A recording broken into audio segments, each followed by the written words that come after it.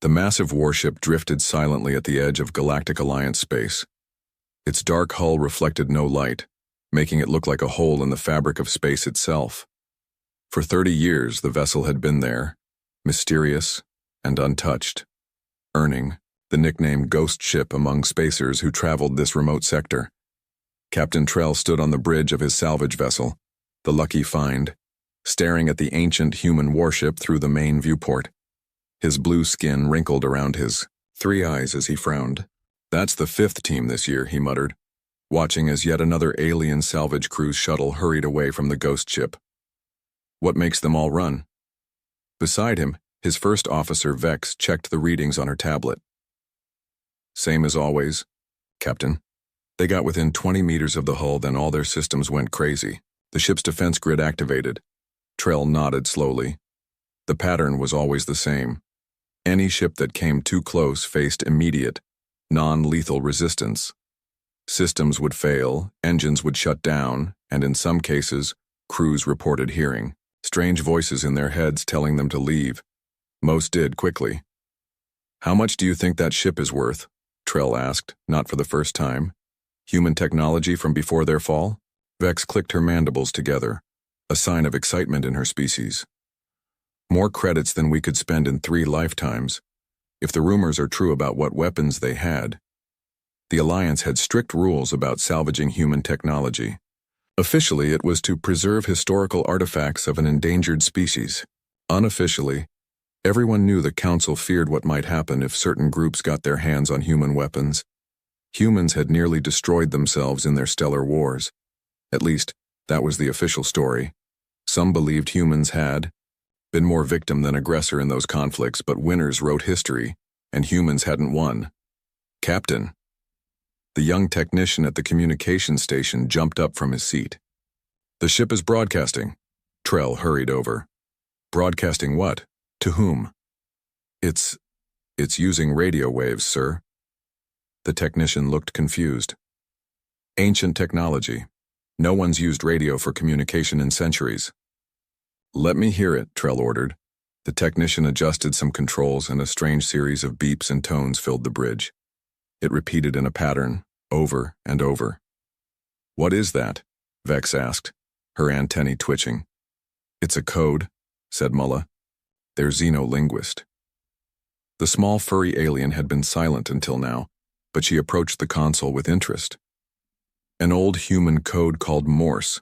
They used it before they developed more advanced communication." "You can understand it?" Trell asked, impressed. Mula shook her head. "Not directly, but our database has translations for most human languages. Give me a moment." The bridge crew waited in silence as Mula worked. Finally, she looked up, her large eyes wide with surprise. "It's a distress call," she said.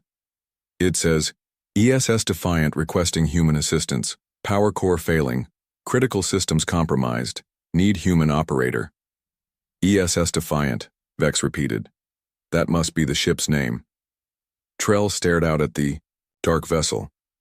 Why is it asking for humans specifically? And why now, after 30 years of silence?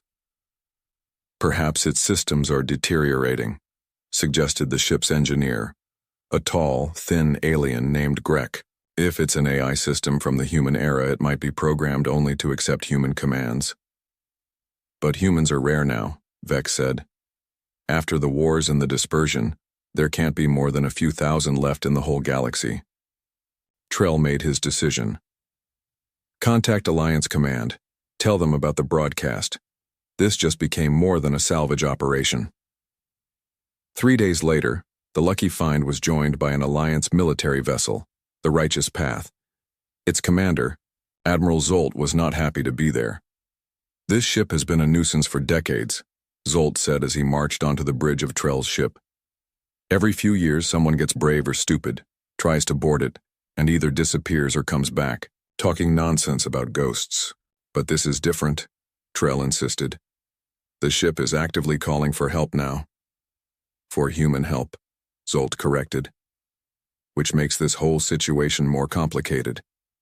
The Admiral pulled up a secure channel on the bridge's main screen. The stern face of Council Member Larn appeared. her reptilian features set in a permanent scowl. "Admiral Zolt, Captain Trell," she acknowledged. "I've reviewed your report about the human vessel. The Council has reached a decision." "We're going to destroy it?" Zolt asked hopefully. "No," Larn replied. "We're going to find it a human. Trell." And Zolt exchanged surprised glances.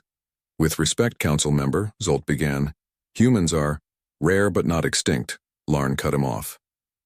"There are several living in Alliance territory under various arrangements. We've identified one who might be suitable for this task." "Why would we want to help this ship?" Zolt demanded.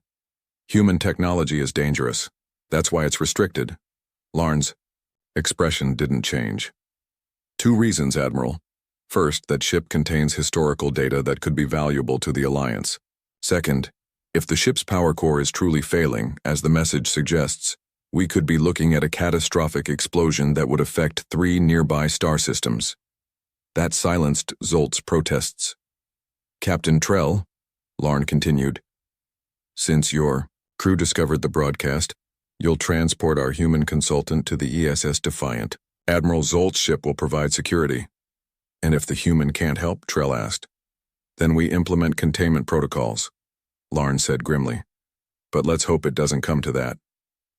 The transmission ended, leaving the bridge in silence. "I don't like this," Zolt muttered. "Humans are unpredictable, dangerous."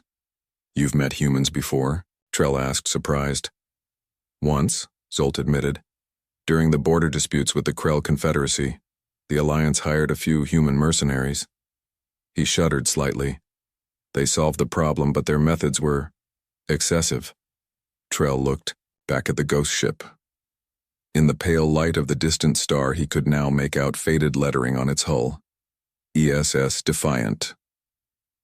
"When will the human arrive?" he asked.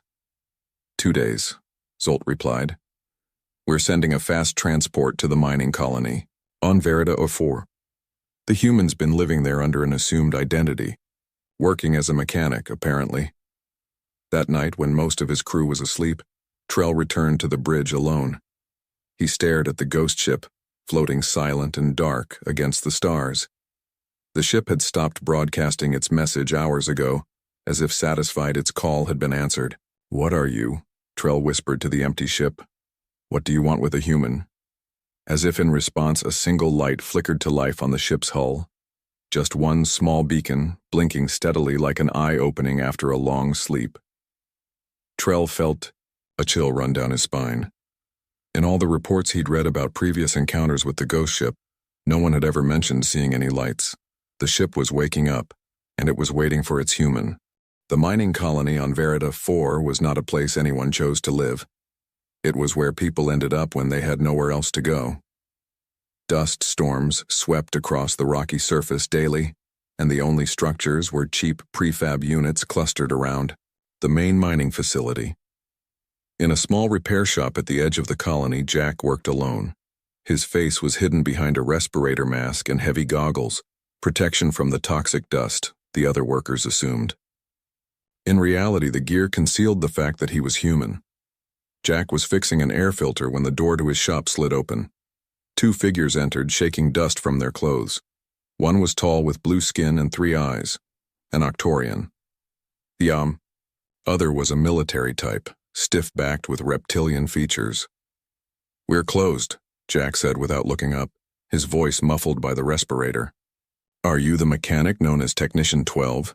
The reptilian asked. Now Jack did look up. No one used his worker designation except the mining company. "Who's asking?" he replied cautiously. The blue-skinned alien stepped forward. "I'm Captain Trell of the salvage vessel Lucky Find. This is Admiral Zolt of the Alliance fleet. We need to speak with you privately." Jack set down his tools. Only 2 reasons the Alliance would track him down. Either they'd discovered he was human, or someone had connected him to his past. Neither was good. "I'm busy," he said, turning back to the filter. "We know what you are," Zolt said quietly. Jack's hands froze over the machine. He slowly stood up and reached for the hidden blaster under his workbench. "We're not here to cause trouble," Trell added quickly, noticing Jack's movement. "We have a job, one only you can do." "Only I can do?" Jack repeated, his hand still under the bench. Only a human can do, Zolt clarified. For a long moment, nobody moved. Then Jack sighed and removed his hand from beneath the workbench. He reached up and unclasped his respirator and goggles, revealing a face that no alien in the room had seen except in historical records. The flat features, rounded ears, and 2 eyes of a human. How long have you known? Jack asked. The colony's medical scans flagged genetic anomalies, Zolt explained. Your DNA was entered in the system during your last required checkup. Jack cursed under his breath. He should have found a way to avoid that scan. What do you want from me? He asked. Trell activated a small projector, showing a hologram of a large, dark ship. This vessel has been drifting at the edge of Alliance space for 30 years, he explained. No one has been able to board it. The ship rejects all alien life forms. Jack stared at the hologram, his expression unreadable. 3 days ago, it started broadcasting a distress call, Trell continued. It's asking for human assistance. And I'm the closest human you could find, Jack said flatly. You're the only human with mechanical skills in this sector, Zolty corrected. The Council believes you might be able to communicate with the ship. Jack walked closer to the hologram, studying the ship's design. Something about it seemed familiar, though he'd never served on a vessel like this. What's in it for me? He asked. Zolt produced a small data chip. Full Alliance citizenship, protection from anti-human prejudice, a clean identity, and payment. Of course, very generous payment. Jack laughed bitterly. The Alliance hasn't exactly been kind to humans in the past. The stellar wars were centuries ago, Trell said. Times change. Do they? Jack picked up the hologram projector, zooming in on the ship's hull markings. His eyes widened slightly as he read the name. The ESS Defiant. You recognize it? Zolt asked sharply. Jack set the projector down carefully. Every human child knew that name.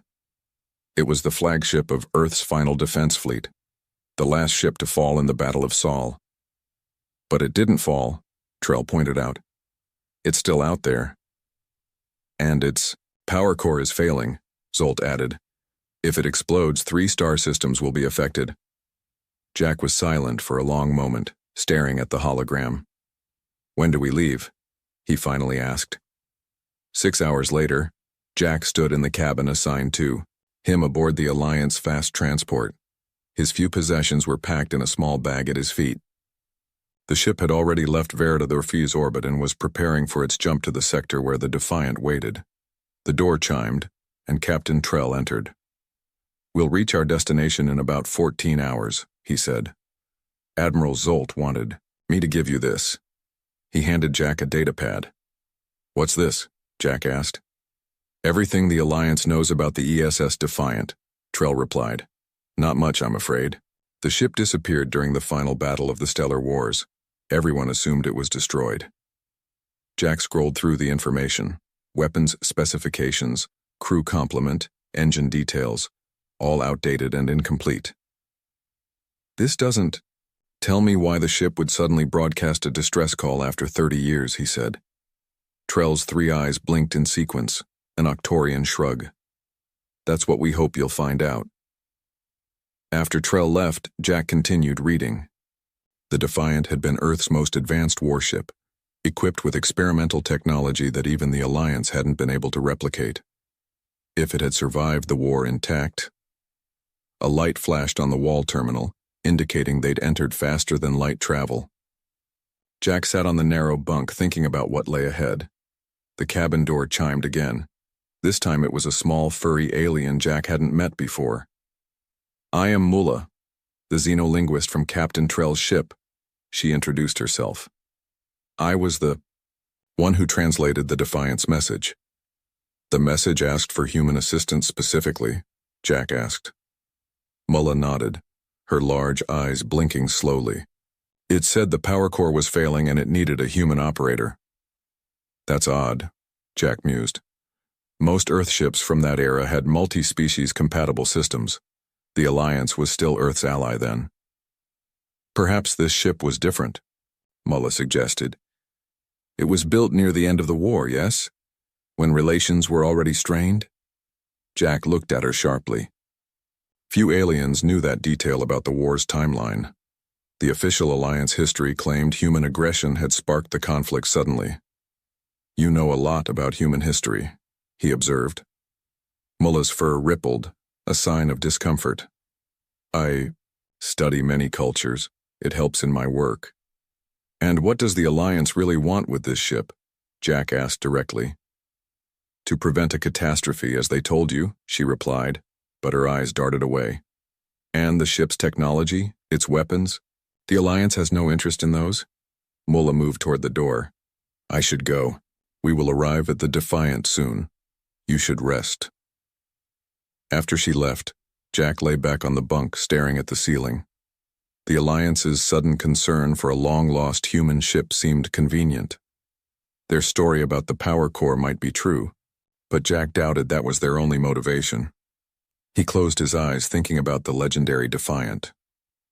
The ship had been Earth's last hope, carrying technology that might have turned the tide of the war, and now somehow it had survived, hidden for decades until it decided to call for human help. Jack felt a strange mix of fear and anticipation. Whatever awaited him on that ghost ship, he knew one thing for certain. The Alliance wasn't telling him everything. And perhaps, just perhaps, the Defiant might hold secrets that could change everything he thought he knew about the fall of humanity. The ESS Defiant hung in space like a sleeping giant. Up close, Jack could see the battle scars on its hull, deep gashes and burn marks from weapons fired centuries ago. The ship was massive, at least 3 times larger than the Alliance military vessel that now hovered nearby. Jack stood in the transport shuttle's cockpit, staring at the legendary warship through the viewport. Admiral Zolt and Captain Trell flanked him on either side. All previous teams who tried to approach were either repelled or disappeared, Trell explained. The ship's defense systems activate against any non-human life form, but they haven't activated against us yet, Jack noted. Their shuttle had been holding position 50 meters from the Defiant for 10 minutes with no response from the dark ship. It knows a human is aboard, Zolt said, his voice betraying a hint of unease. Somehow it knows. I should go alone, Jack said. Zolt shook his head immediately. Too risky. We need to monitor. Your people have tried to board for 30 years without success, Jack interrupted. I'm not asking permission, Admiral. I'm telling you how this will work. The 2 aliens exchanged glances. He's right, Trell finally said. The message asked for human assistance. Let's give the ship what it wants. Zolt reluctantly agreed. You'll wear a full environment suit with cameras. We'll monitor everything from here. 30 minutes later, Jack floated in space between the shuttle and the Defiant. His environment suit was bulky but necessary. No one knew if the ship still had life support after all these years. The helmet cameras transmitted everything he saw back to the shuttle. Approaching the main airlock now, Jack reported, using his suit's thrusters to move toward the ship's hull. As he neared the airlock, something unexpected happened. A soft blue light appeared along the edges of the massive door, pulsing gently. It's responding to your presence. Trell's voice came through his helmet speakers. The ship never did this before. Jack reached the hull and magnetized his boots to stand on the outer plating. The airlock door, which had remained sealed against all previous attempts, began to slide open. I'm going in, Jack said. Be careful, Trell warned. Remember, if the power core is truly failing, you might not have much time. Jack stepped into the airlock. When both he and the outer door were fully inside, it closed behind him. For a moment he stood in darkness. Then, with a soft hiss, air began to fill the chamber. Lights flickered on overhead, dim at first, then growing stronger.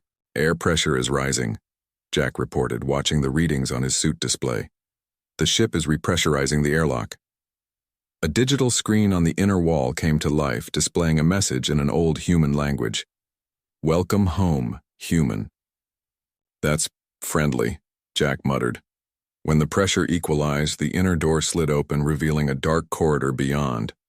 Jack hesitated, then removed his helmet. The air was stale but breathable. It smelled of metal and electronics, the familiar scent of an old spaceship. "Air is breathable," he reported. "I'm proceeding inside." As Jack stepped into the corridor, lights activated ahead of him, illuminating his path. It was as if the ship was waking up section by section, responding to his presence. "The design is consistent with late-era Earth military vessels," Jack said for the benefit of those watching through his cameras, "but much more advanced than anything I've seen records of." He made his way deeper into the ship, following the path of lights that seemed to be guiding him. Each door opened automatically as he approached. Systems hummed to life around him. "It's like the ship is waking up," Trell observed through the comm. "Not waking up," Jack corrected. "It was never asleep. It was waiting." He reached what appeared to be the bridge, a large circular room with command stations arranged in a semicircle facing a main view screen. As Jack entered, the entire room lit up.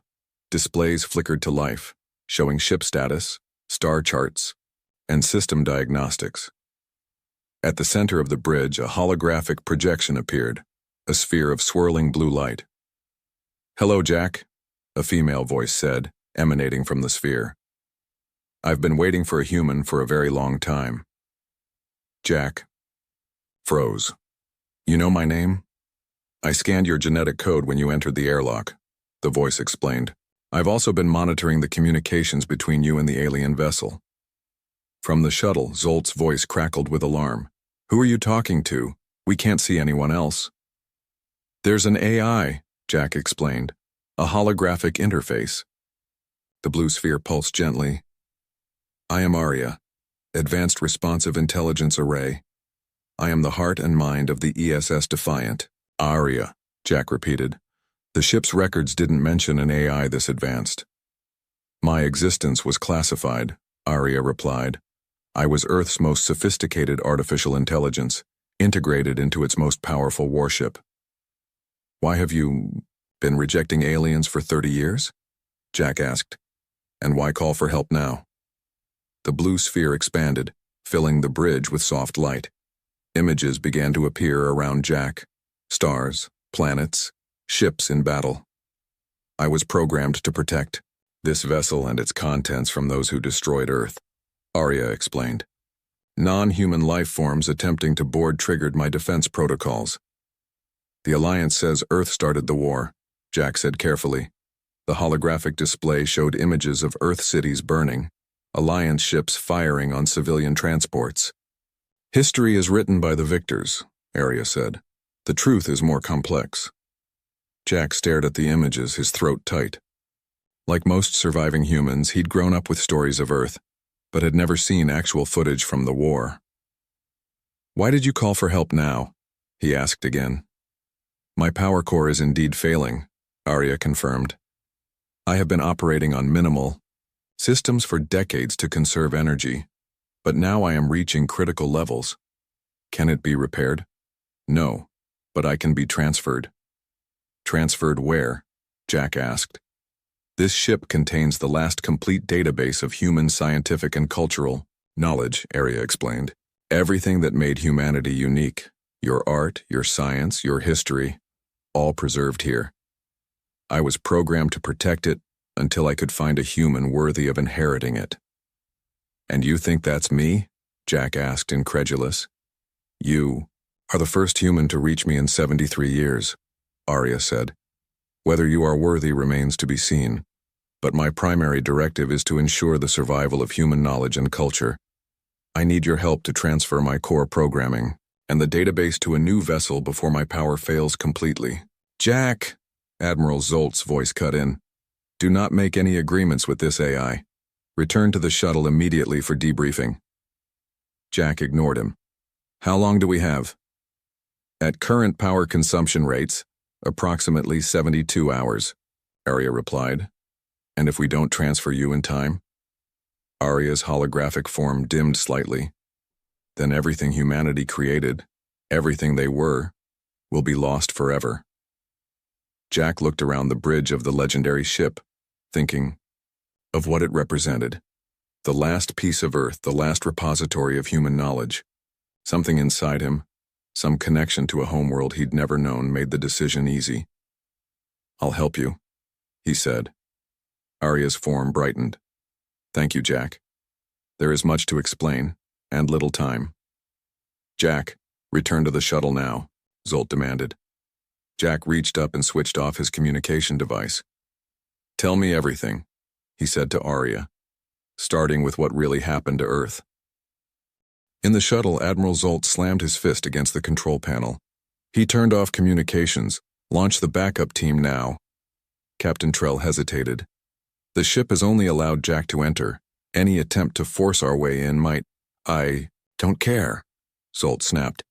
"That human is accessing restricted technology. This is exactly why the Council ordered us to maintain control of this operation." Trell watched as Zolt ordered his troops to prepare for boarding. Something felt wrong about all this. The Admiral seemed less concerned about the failing power core than about what Jack might discover inside the Defiant. "Sir," Trell said carefully, "perhaps we should contact the Council before—" "The Council has already issued standing orders regarding human technology," Zolt interrupted. "Secure, study, and if necessary, destroy." Trell's 3 eyes widened. "Destroy? The ship contains historical artifacts of an endangered species." Zolt turned to him, his reptilian features hard. "Captain Trell, you are relieved of command for the remainder of this operation. Return to your quarters immediately." As Trell was escorted away by armed guards, he saw Zolt speaking quietly into a secure communicator. "This is Admiral Zolt. The human has made contact with the ship's AI, requesting immediate reinforcements." "Yes. Yes, sir. We'll secure the vessel at any cost." Inside the Defiant, Jack sat in the captain's chair on the bridge, his mind reeling from what Arya had shown him. The holographic displays surrounding him showed the true history of the Stellar Wars, a history very different from what the Alliance taught. The Alliance feared humanity's rapid technological advancement, Arya explained. Their leadership believed humans would eventually surpass and dominate all other species. Jack watched images of peaceful human colonies being attacked without warning. "So they struck first?" "Yes. Earth attempted to negotiate peace, but the Alliance had already decided humanity was too dangerous to allow its continued expansion." "And after Earth fell?" Jack asked. "The few human survivors were scattered across the galaxy. Most hid their true nature to survive. The Alliance rewrote history, portraying humans as the aggressors." Jack thought of his own life. Always hiding, always afraid of discovery. "Why would the Alliance help me come here if they're so afraid of human technology?" Arya's blue form pulsed. "They likely hope to gain access to the technology aboard this ship. The Defiant contains advancements that were centuries ahead of Alliance capabilities, including you," Jack said. "Yes. I'm the only AI ever created with true adaptive consciousness." A warning flashed across one of the displays. Arya's hologram flickered briefly. "What's happening?" Jack asked. "The Alliance vessel is launching shuttles," Arya reported. "They are attempting to force entry." Jack stood up. "Can you stop them?" Mido. "Defense systems are active but weakened by low power. I cannot maintain them indefinitely." Another alert sounded. "Additional Alliance vessels have just entered the sector," Arya announced. "Heavily armed military class." Jack felt a cold dread in his stomach. "They never intended to help, did they? They just needed me to get inside."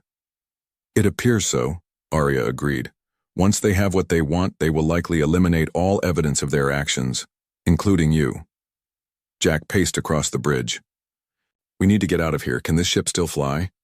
"The main engines are operational but have been dormant for decades. Startup sequence would take approximately 40 minutes. "That's too long," Jack muttered. "They'll be inside by then." Arya's hologram expanded. "There is another option. The Defiant was equipped with experimental jump technology. It requires less power than main engines and can be activated more quickly." "Jump technology? Like faster than light travel?" "More advanced, point-to-point space folding, but it requires direct neural interface with a human pilot." Jack paused, Neural interface? You mean connect my brain to the ship? It was designed for emergency situations, Arya explained. The neural link allows instantaneous execution of complex navigational commands. More alerts flashed. The security cameras showed Alliance troops attempting to cut through an outer airlock. How do we do this? Jack asked. Follow me, Arya said. Her hologram condensed into a small sphere that floated down a corridor. Jack followed quickly. They arrived at a small chamber adjacent to the bridge. Inside was a single chair surrounded by intricate machinery. The neural interface station, Arya explained. It will create a temporary link between your mind and the ship systems. Jack hesitated only briefly before sitting in the chair. The moment he did, restraints automatically secured his arms and legs. Is this necessary? He asked nervously. The neural integration process can cause involuntary muscle spasms, Arya said. The restraints are for your safety. A helmet-like device descended from above, fitting itself around Jack's head. Tiny needles extended, pressing against his skull.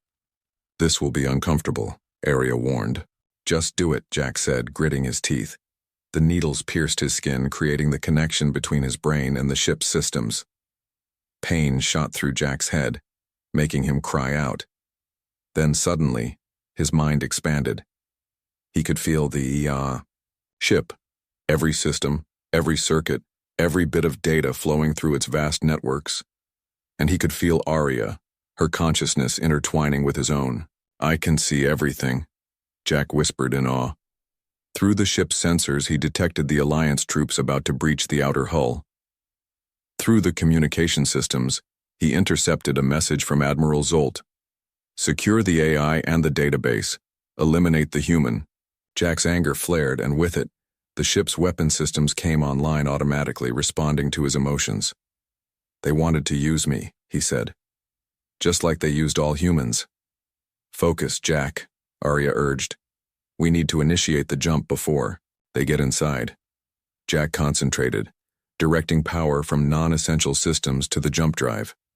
He could feel the massive energies building, circuits heating as dormant systems awakened after decades of inactivity.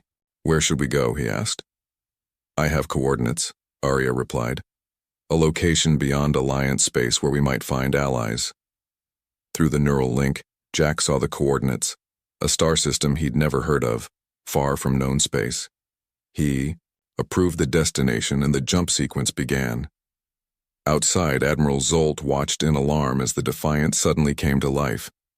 Lights blazed across its hull. Weapon ports opened, though they didn't fire. Breach the hull now, he ordered frantically, but it was too late. The space around the Defiant began to distort, stretching and folding upon itself. In a flash of brilliant light, the ancient warship vanished, leaving the Alliance vessels firing at empty space. Across the galaxy, the Defiant reappeared in an uncharted region.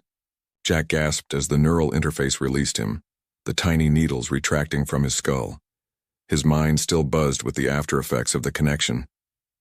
We did it, he said, breathing hard. Arya's hologram appeared beside him. Yes, but the jump used most of our remaining power. We have less than 24 hours before full system failure. Jack stood up shakily. Then we need to work fast. You said you can be transferred. To what? In the absence of another ship with compatible systems, there is only one viable option, Arya said, her holographic form flickering more frequently now. Me. I don't understand. The Defiant carries prototype neural implant technology, Arya explained. It would allow my core programming to be transferred to a biological host, you.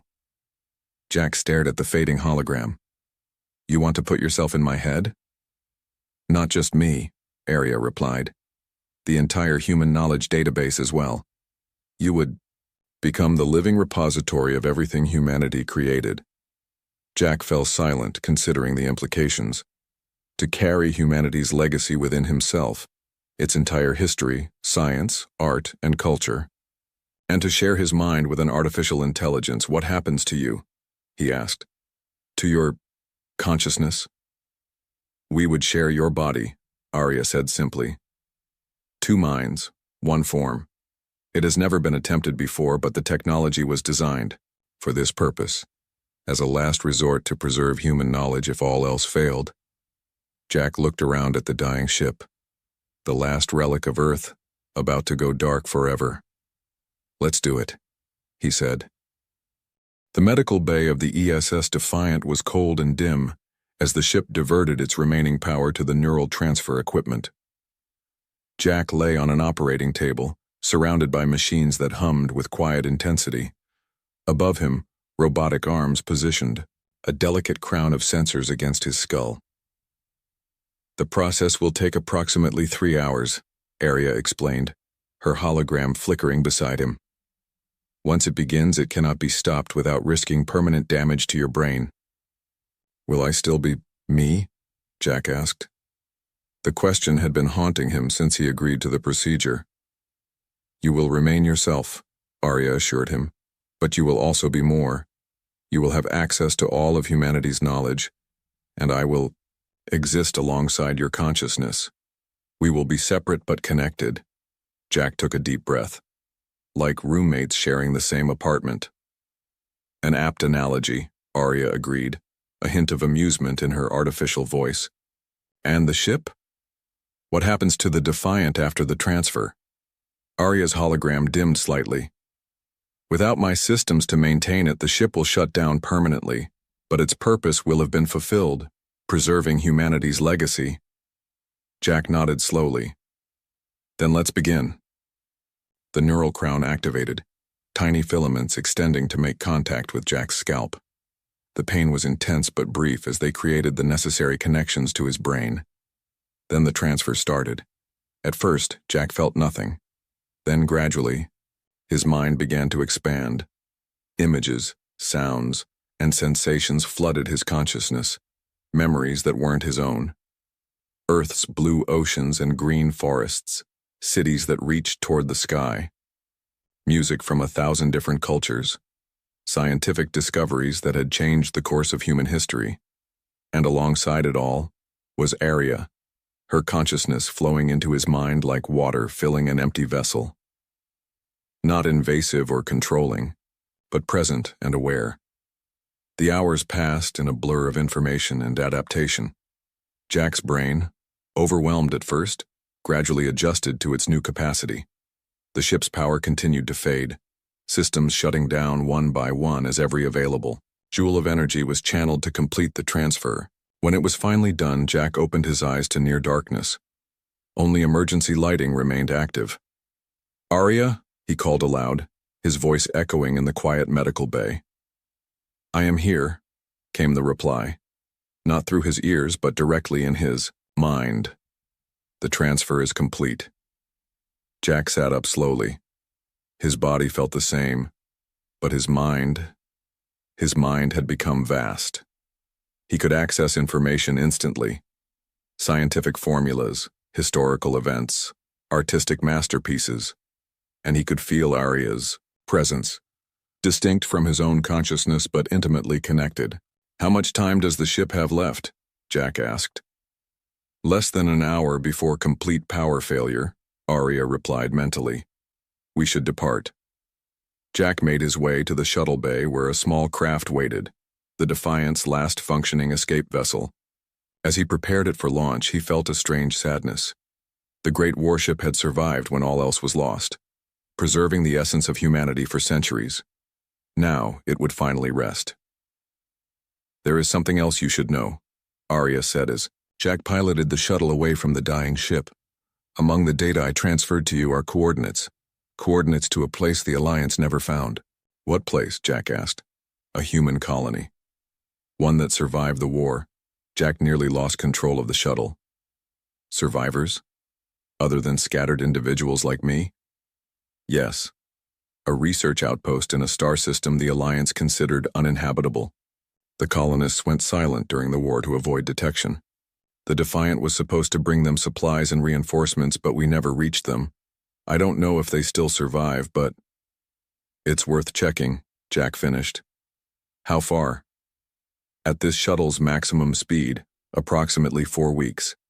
Jack smiled for the first time in days. "Then we'd better get started." 3 weeks later, the shuttle dropped out of faster-than-light travel near the edge of Alliance space. Jack had been careful to avoid detection, taking indirect routes and staying away from established trade lanes. He was checking the navigation systems when alarms suddenly blared. A ship had appeared on sensors, an Alliance military cruiser. "They found us," Jack muttered. "Scan the ship," Arya suggested. Jack accessed the shuttle's sensors through his neural link with Arya. The data showed something unexpected. The cruiser had been damaged. Its engines were operating at reduced capacity, and there were signs of weapons fire along its hull. Before Jack could investigate further, a communication request came through. He hesitated, then accepted it. Captain Trell's face appeared on the screen. The Octorian looked exhausted, one of his 3 eyes bandaged. "Jack," Trell said, relief evident in his voice. "You're alive." "Captain, what happened to you? How did you find me?" "After you escaped with the Defiant, Admiral Zold had me arrested for questioning his orders," Trell explained. "But when he reported back to Alliance Command, not everyone agreed with his methods. There was disagreement within the leadership." "Disagreement?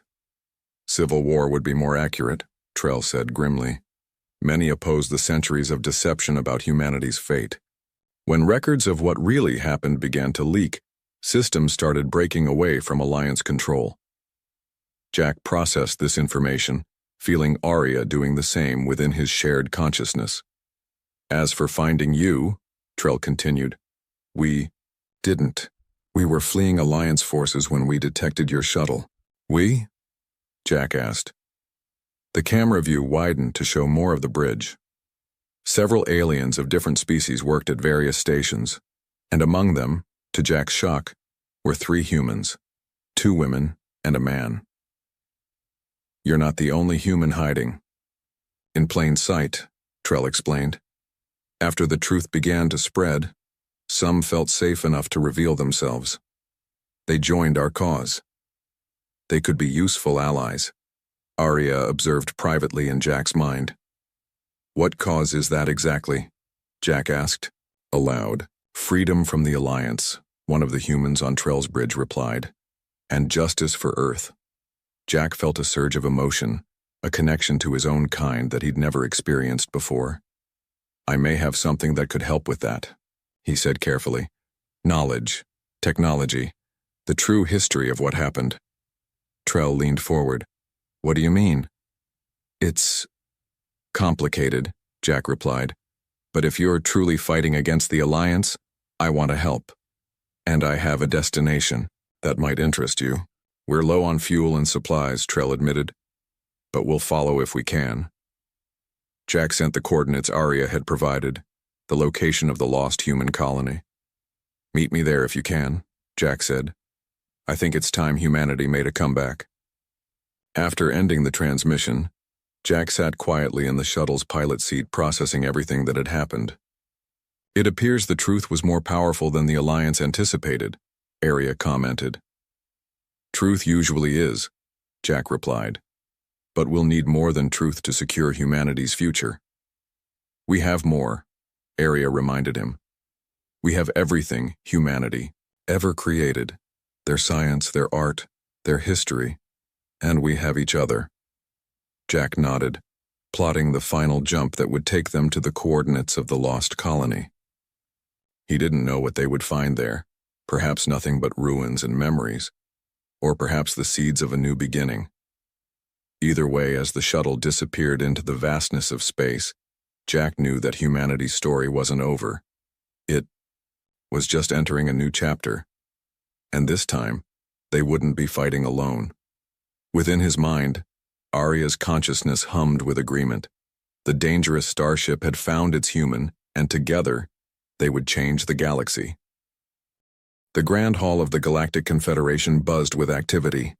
Hundreds of alien representatives filled the circular chamber, their voices a mix of electronic signals, low rumbles, and high-pitched chirps. Above them, the massive dome showed the stars of the galaxy, a constant reminder of what brought them together. In the center stood Jack, the last human ambassador to the Confederation. His simple blue uniform looked plain next to the colorful robes and biotech suits of the alien representatives. Jack kept his face calm, but his hands were tight fists at his sides. "The vote is final," announced head counselor Mox, his tall, thin body towering over the speaking platform. His 6 eyes blinked in sequence, a sign of satisfaction among his kind. "By majority decision, humans are hereby restricted from all Confederation military and political affairs." A wave of approval moved through the hall. Some representatives clicked their appendages together in their version of applause. Others flashed colors across their skin to show agreement. "If I may speak one last time," Jack said, his voice strong despite knowing his words would change nothing. Mox looked down at him with those cold eyes. "The human may speak." Jack looked around the hall, meeting the gazes of as many representatives as he could. "You fear what you don't understand. Humans are unpredictable, yes, creative in ways that seem strange to you. But these qualities could help the Confederation, not harm it." A harsh laugh came from the Vril section. Ambassador Drell, with his metallic skin reflecting the starlight from above, stood up. The Vril were among the most technologically advanced species in the Confederation, and they never let anyone forget it. "The primitive suggests we need human chaos," Drell said, his voice translator making his words sound musical despite their cruel meaning. "While my people build wormhole generators, humans still fight among themselves over resources. While we extend lifespans to 500 years, humans die after less than 1 century. What could we possibly learn from such creatures?" More laughter filled the hall. Jack felt his face grow hot but kept his voice steady. "History shows that comfort leads to complacency. The Confederation has known peace for so long that it has forgotten how to face unexpected challenges." "Peace through superior technology and civilization," Drell replied. "Something humans clearly lack." Mox raised a long finger for silence. "The decision is made. Earth will be quarantined. Limited trade will continue, but human vessels are restricted to designated routes. No human military presence will be tolerated beyond your solar system. This session is concluded." Jack watched as the representatives filed out. Only a few gave him sympathetic glances. Most ignored him completely. The humans were now officially outcasts in the galactic community. 3 months later, Captain Tom guided his merchant ship, Horizon, through the busy space lanes near Jupiter Station. His vessel was small compared to the massive alien transports that moved like slow whales through space, but Tom preferred it that way. Smaller meant faster. Smaller meant less noticeable. "Customs transmission incoming," said his first mate, Pat. "Vril patrol vessel requests our cargo manifest." Tom nodded. "Send them the official one." Pat smiled slightly. "Not the real one?" "Not unless you want us both in a Confederation detention center." The small cargo hold of the Horizon contained mostly acceptable trade goods, Earth foods, simple, artwork, and raw materials. But hidden beneath false panels lay the items humans weren't supposed to share: advanced military analysis programs, weapon designs that used primitive principles the aliens had abandoned centuries ago, and historical records of human warfare. Items that many in the galaxy would pay well for despite the ban. "Manifest accepted," Pat reported. "We're clear for the jump point." As they accelerated away from Jupiter, Tom thought about the message waiting in his secure communications. Contact on Rigel 3 wanted more than just the usual smuggled goods. They wanted human military advisors, actual retired soldiers willing to travel off-world illegally. The request was dangerous, but the payment offered was the highest Tom had ever seen. "Something on your mind, Captain?" Pat asked. "Just thinking about our next stop," Tom said. "I might have a special delivery to arrange when we get back." Meanwhile, on the Confederation border world of Velix Prime, Intelligence Officer Wren walked quickly through the temporary military headquarters. Emergency lights flashed along the corridors as officers and analysts rushed between stations. Wren was not impressive to look at. Short, with dull brown skin and 4 arms that moved in constant nervous motion. But her mind could see patterns where others saw only chaos, which made her valuable in intelligence work. She entered the command center and approached General Tav, the Noxian commander of the Sector Defense Force. Tav's massive armored body dominated the room, and his natural armor plates shifted as he turned to face her. "This better be important," he growled. "We've lost contact with 2 more outposts." Wren handed him a data tablet. "I analyzed the Krell attack patterns, sir. They're using tactics from an old human conflict called World War II, specifically something humans called blitzkrieg." The general's eyes narrowed. "Impossible. The Krell have never had contact with humans." "Nevertheless, the pattern matches," Wren insisted. "Someone has studied human warfare and is teaching it to the Krell." General Tav handed back the tablet. "Humans are banned from Confederation affairs for good reason. Their chaos brings only destruction." "But sir..." "Enough," Tav cut her off. "I won't consider primitive human warfare as a serious threat. The Krell are simply getting lucky. Once our main fleet arrives, their luck will end." Wren wanted to argue more but knew it would be useless. The general, like most high-ranking officials, held humans in low regard. They would learn the hard way that underestimating human strategies was a dangerous mistake. As she left the command center, her personal communicator vibrated. It was a message from an old friend who worked in trade regulation. It simply read, "Unusual request coming through channels. Someone is looking for human military advisors, paying very well, thought you should know." Wren looked back at the command center where General Tav was confidently assuring his officers that the Krell would be easily defeated. They had no idea what was coming. "Maybe," she whispered to herself. "We need some human chaos after all." In their arrogance, the Confederation had mocked and banned humans. Now, as an unknown enemy used human tactics against them, they might soon regret that decision. A storm was coming, and only those who understood human warfare would be prepared for it. The news traveled across the Confederation network faster than any ship could fly. 3 border systems had gone dark in the span of 2 weeks. The Krell Empire, a species known mostly for their isolated mining colonies, had suddenly emerged as a military force that sent shockwaves through the Galactic Confederation. In the central command room on Vril Prime, military leaders gathered around a holographic display showing the advancing Krell forces. Red markers indicated lost outposts and colonies. There were far too many of them. "This is impossible," said Commander Drell, the same Vril who had mocked humans at the Confederation meeting months earlier. His metallic skin had lost some of its shine. "The Krell were nothing more than scattered tribes when our scouts last assessed them." General Lox, the highest-ranking military officer in the sector, waved a long arm through the hologram. "Yet here they are, using advanced formation tactics and striking with perfect timing. Someone has been helping them." "Or they've been studying," said a quiet voice from the back of the room. All eyes turned to Intelligence Officer Wren. She stepped forward, her forearms holding different data tablets. "Permission to share my analysis, General?" General Lox nodded. "At this point, I'll listen to anything." Wren connected one of her tablets to the main display. The hologram changed to show battle footage from the lost colonies. "The Krell are using what humans call flanking maneuvers and feint attacks. These are not tactics the Krell have ever displayed before." "You're suggesting they've been studying human warfare?" Commander Drell's voice carried a note of disbelief. "Not suggesting. Proving." Wren brought up another display showing ancient human battle diagrams next to Krell movement patterns. "The similarities are too exact to be coincidence."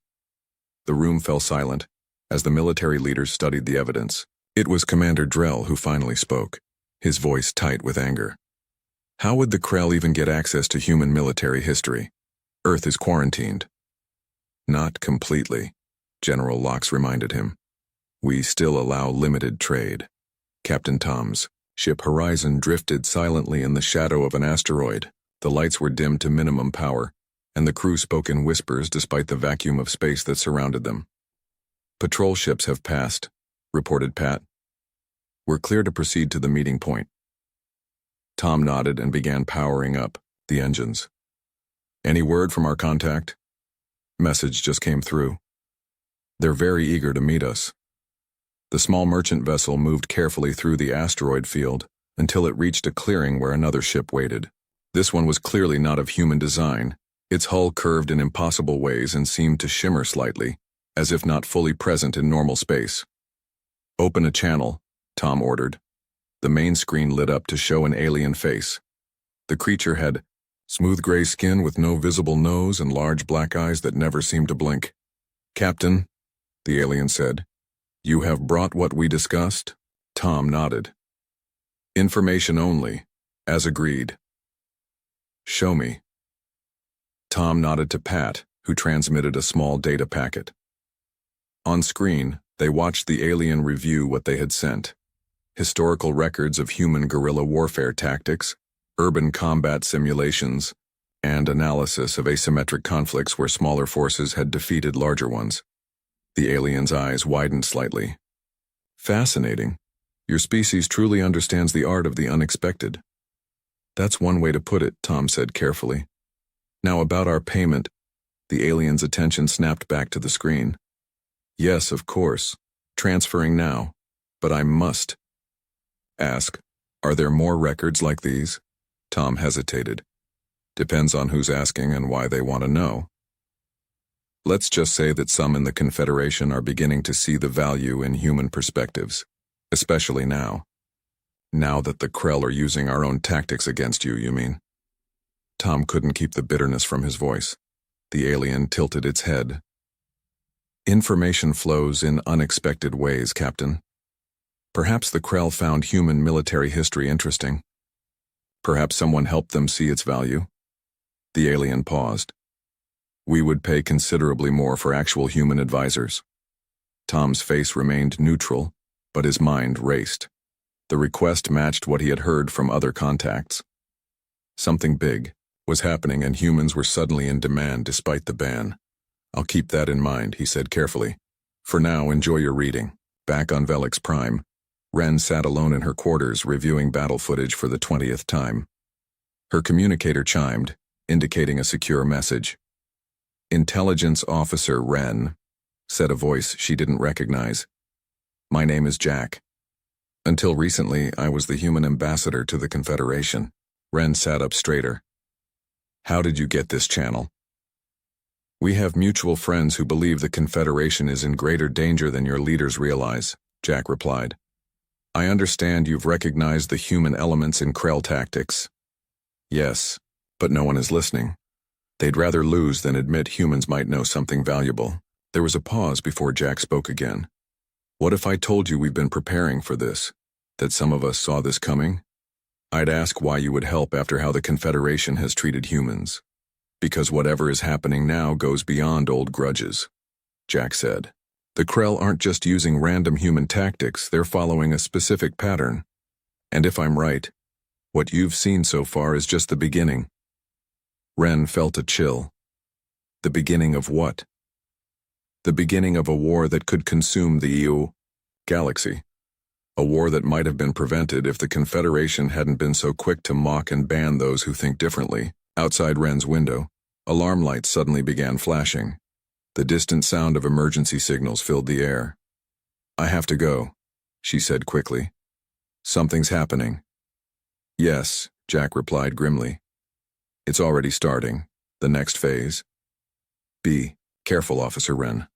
And remember, when the time comes, not all humans respect the ban." The communication ended just as Ren's official alert system activated. The Krell had launched a new offensive, and this time they had struck at the heart of the sector. The war was no longer at the edges of space, it had come to them. The central council chamber of the Galactic Confederation had never been so crowded. Representatives from all member species filled every seat, with many standing along the walls. The mood was grim. On the massive display screens that lined the walls, reports of Krell attacks flashed continuously. 3 major Confederation systems lost in less than a month. Millions of lives gone. Head Counselor Mox looked older than he had during the human banishment vote. His tall frame seemed to sag under an invisible weight as he called the emergency session to order. "We face the greatest threat to the Confederation in 5 centuries, he announced, his multiple eyes blinking rapidly in distress. "The Krell advance continues despite our best efforts to stop them." Ambassador Drell of the Vril rose from his seat. His metallic skin was dull with stress. Our advanced battle computers have failed to predict Krell movements. They adapt too, quickly, changing tactics before we can respond. Because they're not using tactics your computers understand, came a voice from the back of the chamber. The crowd parted to reveal Jack, the former human ambassador, standing in civilian clothes. Mox's eyes narrowed. Humans are banned from council proceedings. Security. Let him speak, called out a counselor from the plant-based Terran Alliance. We need all perspectives now. Murmurs of agreement spread through the chamber. Fear had made many more open to unconventional ideas. Mox hesitated, then nodded reluctantly. Jack stepped forward. The Krell are using human military tactics because they're effective against enemies who rely too heavily on technology and predictable patterns. Your ban on humans has left you blind to an entire way of thinking. So you claim, Drell said coldly. Yet I notice Earth has not been attacked. Convenient. Jack met his gaze steadily. The Krell aren't interested in Earth. We have little that would be valuable to them. But we do have something the Confederation needs now. People who understand how to fight this kind of war. On the outskirts of Confederation space, Captain Tom's ship Horizon docked with a massive refugee transport. The huge vessel was crammed with civilians evacuated from worlds in the Krell attack path. Tom made his way through crowded corridors until he reached a small private room. Inside waited a stern-faced woman with short gray hair and the straight posture of someone who had spent decades in military service. General Kate, Tom said with a nod. Thank you for coming. Kate looked at him with sharp eyes. I'm retired, Captain. Have been for 15 years, and I'm violating about a dozen Confederation restrictions by being here. Yet here you are. She gave a short laugh. Yes, here I am. She moved to a small table where maps and tactical displays were spread out. I've reviewed the Krell attack patterns. They're using a mix of historical human tactics, German blitzkrieg combined with Mongol mobility patterns and some guerrilla warfare elements. Can they be stopped? Tom asked. Kate's fingers traced lines across the star maps. Any strategy can be countered if you understand it. The problem is that the Confederation military doesn't think like humans. They're too dependent on their algorithms and predictive models. She looked up at Tom. That's why you brought me here, isn't it, to teach them how to think unpredictably? Actually, Tom said, I was hoping for more than just lessons. Intelligence Officer Wren hurried through the crowded evacuation center on Velix Prime.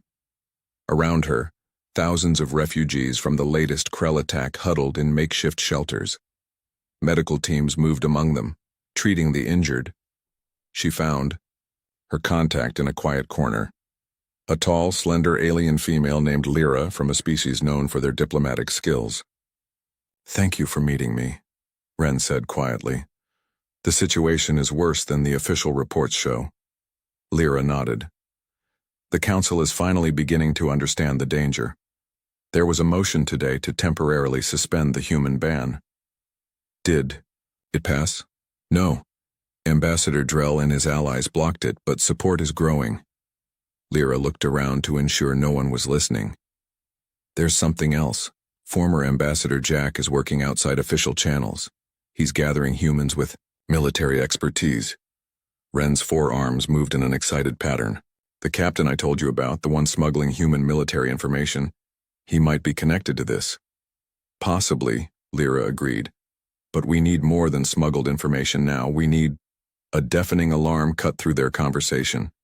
The evacuation center's lights switched to emergency red. Around them, people began to panic. What's happening? Lyra asked. Wren checked her official communicator and felt her blood go cold.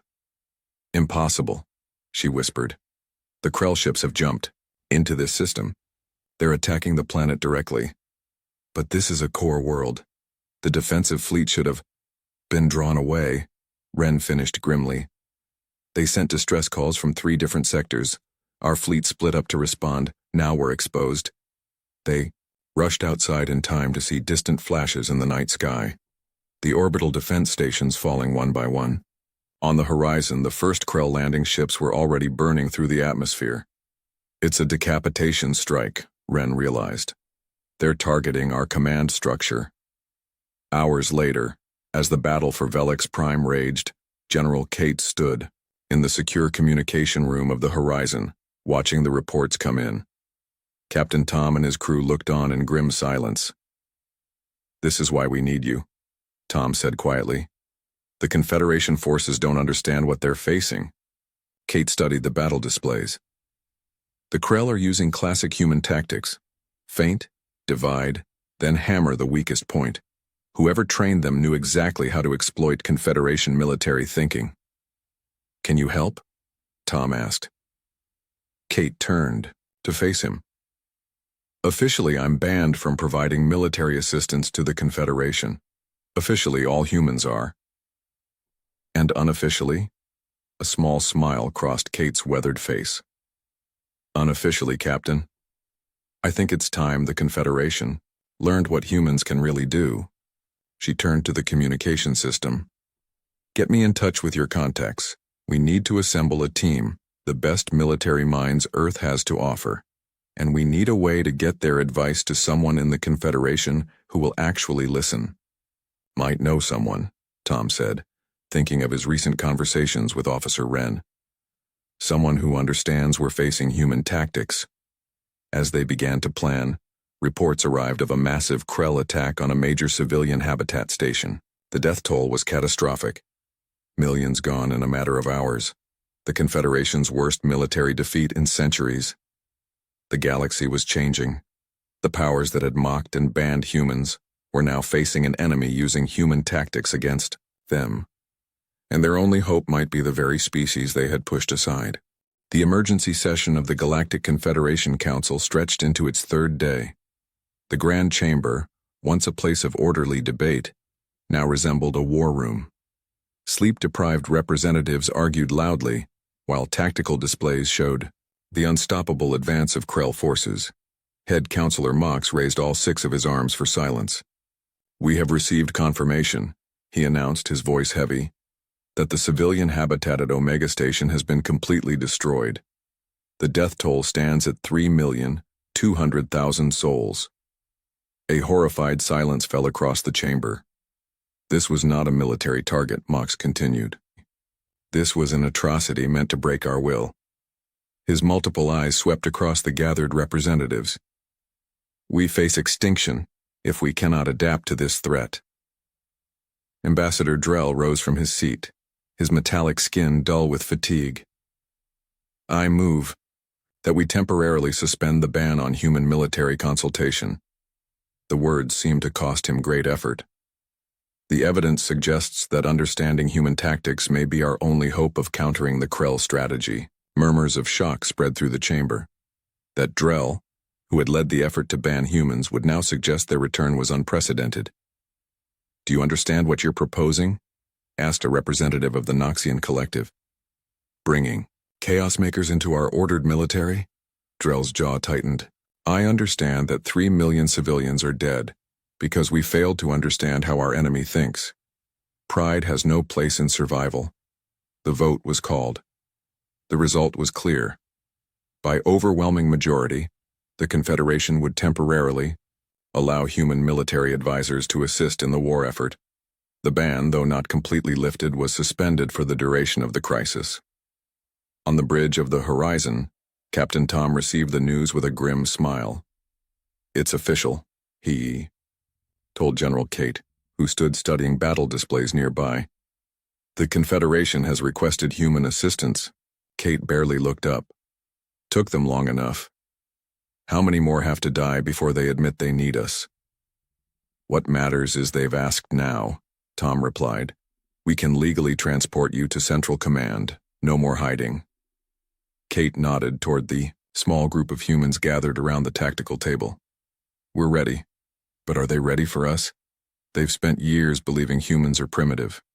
They won't easily accept our leadership." "They don't need to like us," Tom said.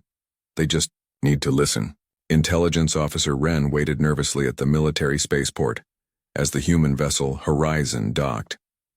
Around her High-ranking Confederation officers muttered among themselves. Many looked unhappy about the humans' arrival.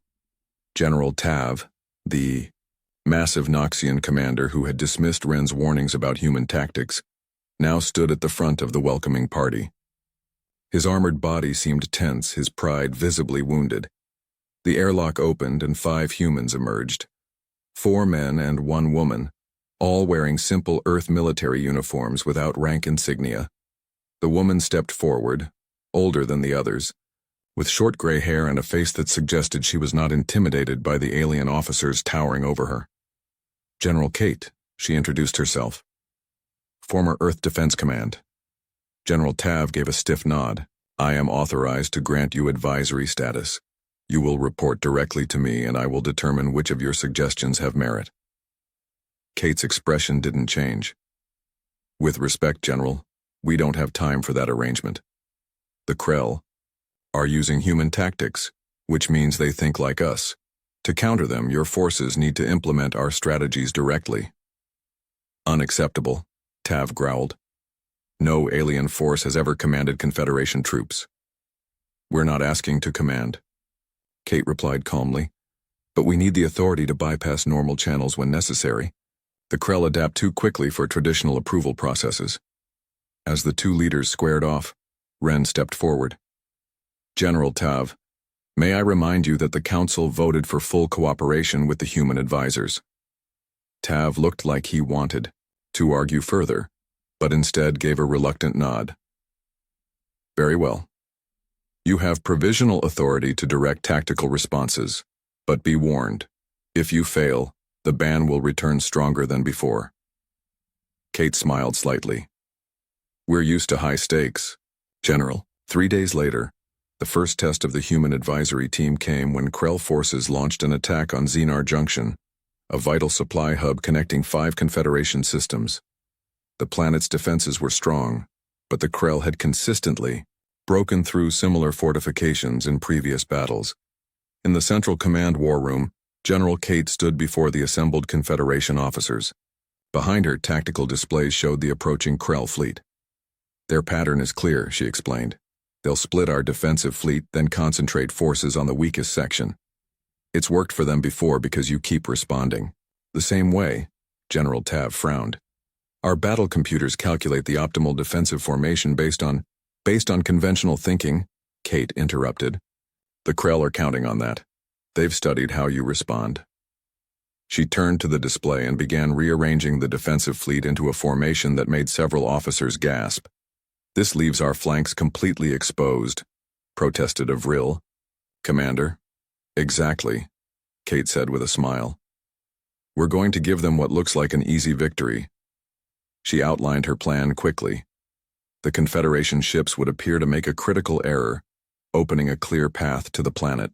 But hidden among a nearby asteroid field would be a strike force ready to hit the Krell from behind, once they committed to the attack.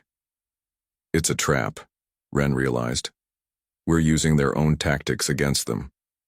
With one key difference, Kate added. Humans wouldn't fall for such an obvious mistake. The Krell have studied old human tactics, but they lack the intuition that comes with being human. They'll see the pattern they expect and follow it. General Tav looked skeptical. This plan violates every principle of our defensive doctrine. That's the point, Kate said firmly. The Krell expect you to follow your doctrine. They're counting on it. After hours of debate, Tav finally approved the plan.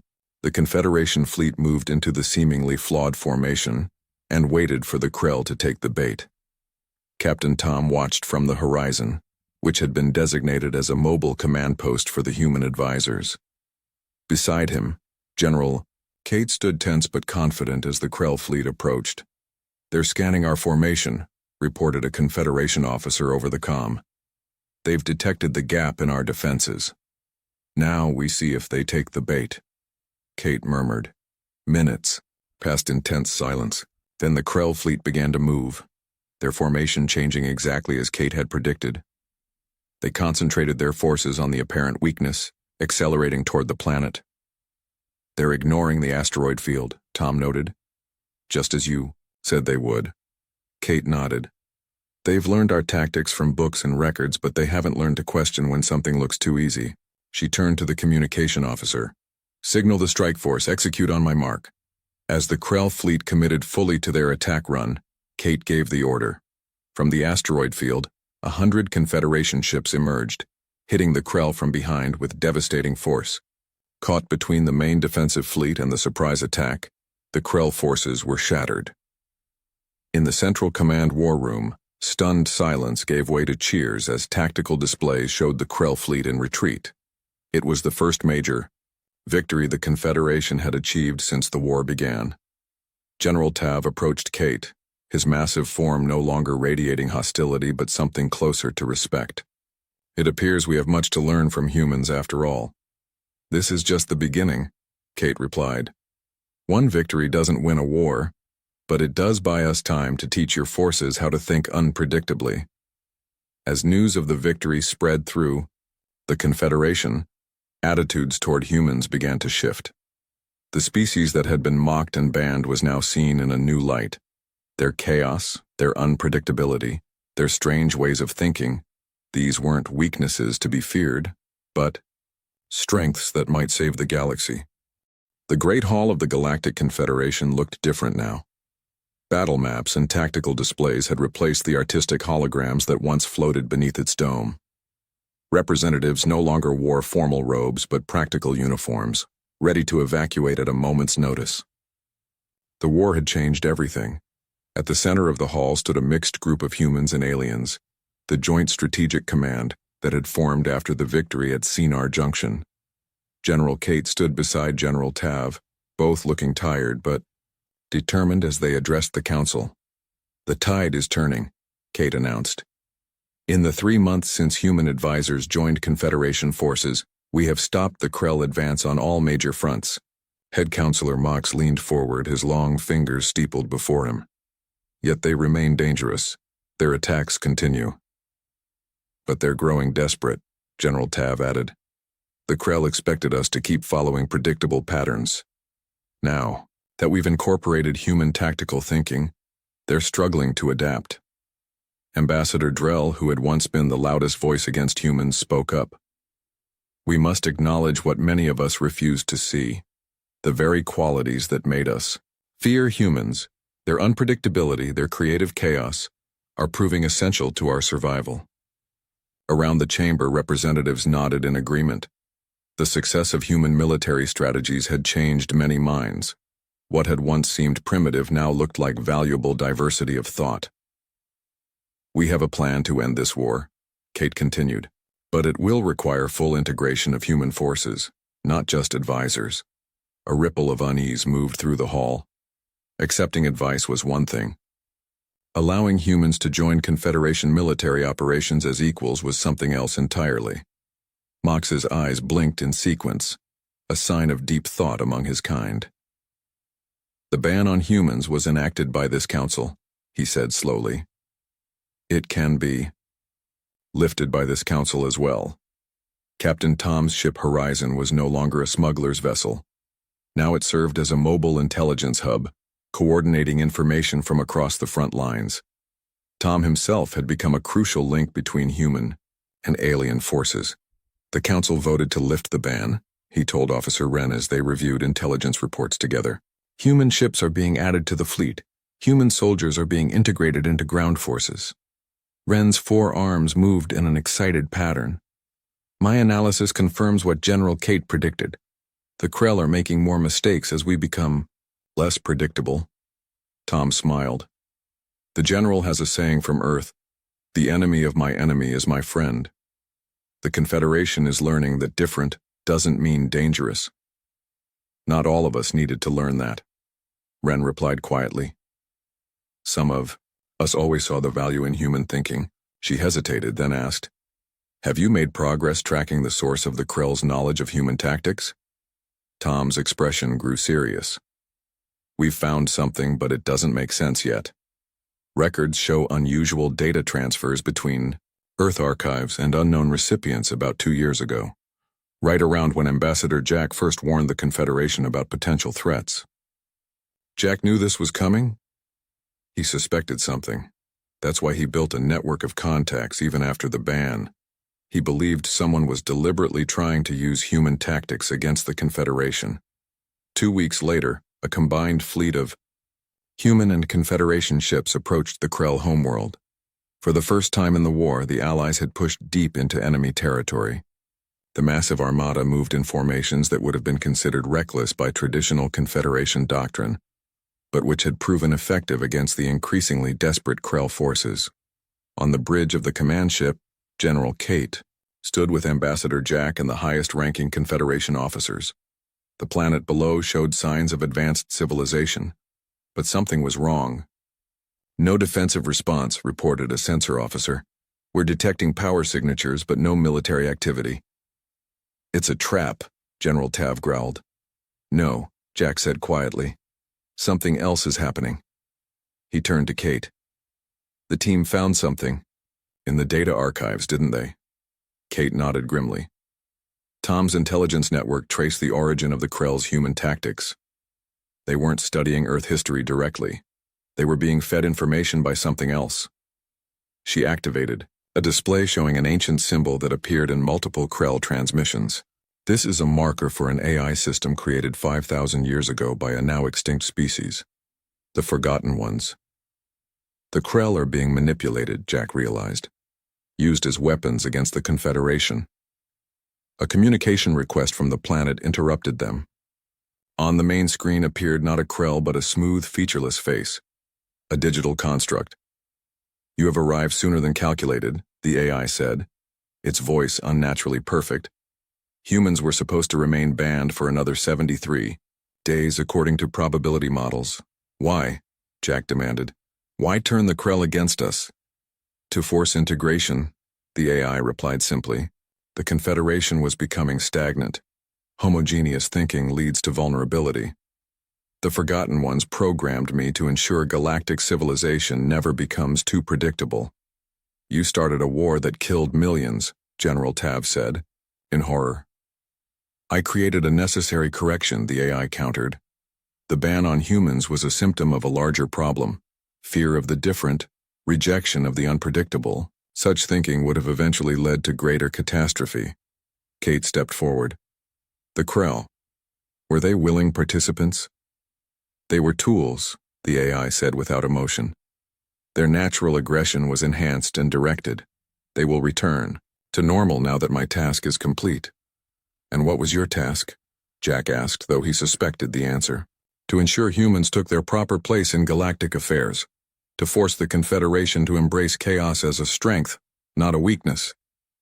The AI's digital face showed what might have been satisfaction. "Task completed. Returning to dormancy." "Take off." Screen went dark. Around the bridge, humans and aliens alike stood in stunned silence as they processed what they had learned. They had not been fighting the Krell, but an ancient program designed to correct what it saw as dangerous patterns in galactic civilization. 1 month later, the Galactic Confederation Council gathered again for a historic session. The war was officially over. The Krell, freed from the AI's influence, had agreed to peace terms. Reconstruction had begun across damaged systems. Head Counselor Mox's voice echoed through the chamber as he addressed the largest gathering in Council history. "Today, we formally welcome humanity as full members of the Galactic Confederation, with all rights and responsibilities that entails." Jack, reinstated as Earth's official ambassador, accepted the formal agreement amid thunderous approval from the gathered representatives. Even Ambassador Drell joined the celebration. "We once feared what made humans different," Mox continued. "We saw unpredictability as a threat, creativity as chaos. We now understand these qualities strengthen us all. Diversity of thought is not a weakness, but our greatest defense against stagnation." Later, at a quieter gathering, Captain Tom raised a glass with General Kate, Ambassador Jack, and Officer Wren. "To learning from mistakes," he offered as a toast. "And to making new ones," Kate added with a smile. "That's how we grow." Wren, who had been promoted for her role in recognizing the human patterns, looked thoughtful. "The AI manipulated us all, but it was right about one thing. We had become too predictable, too afraid of what was different." Jack nodded. Sometimes, it takes a crisis to see truth.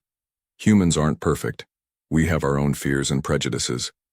But we bring something valuable to the galaxy. Chaos? Tom suggested with a grin. Perspective, Jack corrected. And now we have a chance to build something better together. Beyond the windows of their meeting room, ships from 100 worlds moved through space. Among them were human vessels, no longer restricted to trade routes but free to explore the stars as equals. The ban had been lifted, not just in law but in minds. The war had ended, but a new era of cooperation had just begun. The Confederation had mocked and banned humans only to discover that the very qualities they feared, unpredictability, creativity, the willingness to break patterns, were exactly what they needed to survive. It was a lesson the galaxy would not soon forget. In embracing diversity, they had found not weakness but strength beyond measure.